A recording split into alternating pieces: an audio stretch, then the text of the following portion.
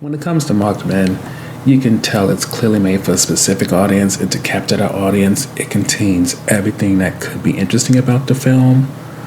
But while the trailer gets you hooked, unfortunately, the movie itself sometimes falls flat. So to summarize the film, with the death of his twin years earlier, it seems Rule kind of shut himself off to any intimacy besides the physical, specifically the sexual. This has led him to have quite the reputation, and as he slept with one girl after another, a woman named Shaw, who kind of grew up with him, who also is known as Snowflake or Casper, because she's white, she's just watched, and while trying to be a good friend, she has also struggled with her feelings for Rule.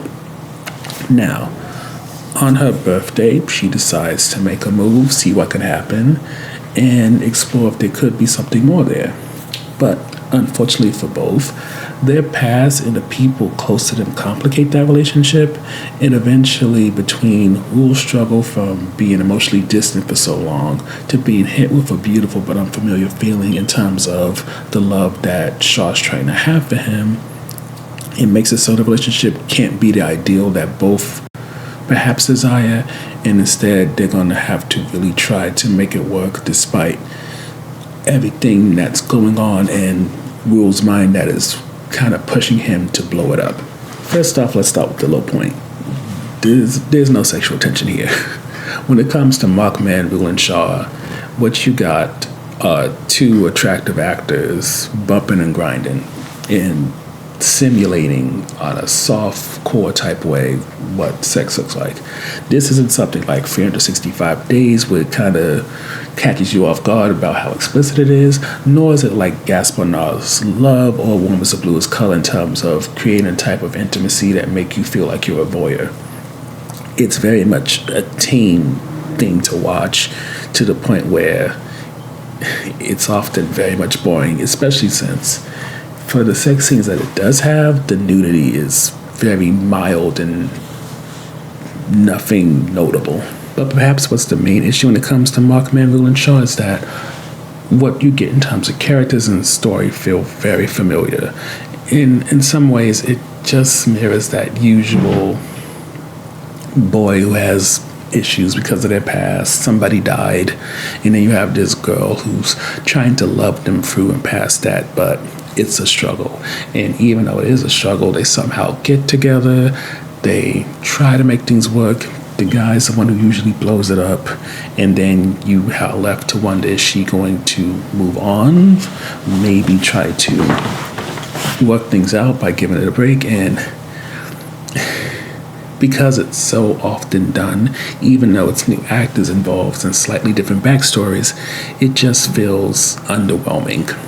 And to add on to the familiarity, what you also get is a case of, when it comes to side characters, they easily steal the show, but you can see them being downplayed because they're doing a little bit too much that could draw away from the leads.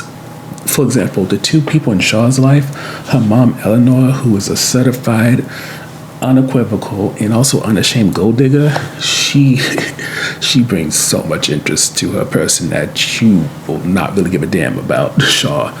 Then add in that Shaw's best friend and roommate Aiden is somebody who feels like an evolved form of what I think Rule's supposed to be, because she also has issues with intimacy in relationships, yet then she meets this guy and has this whole storyline that doesn't happen on screen.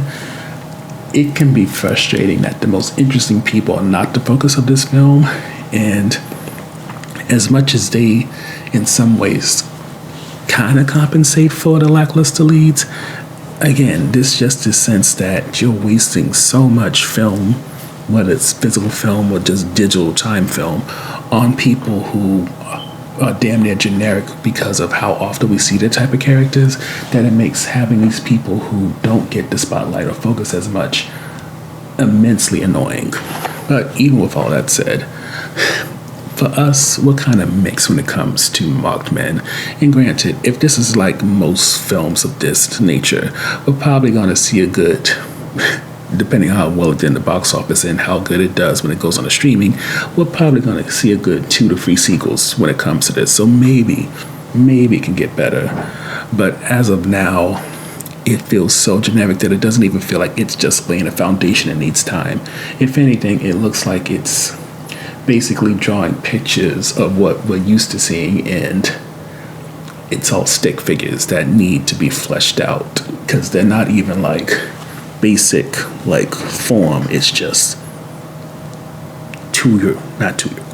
like second grade stick figures.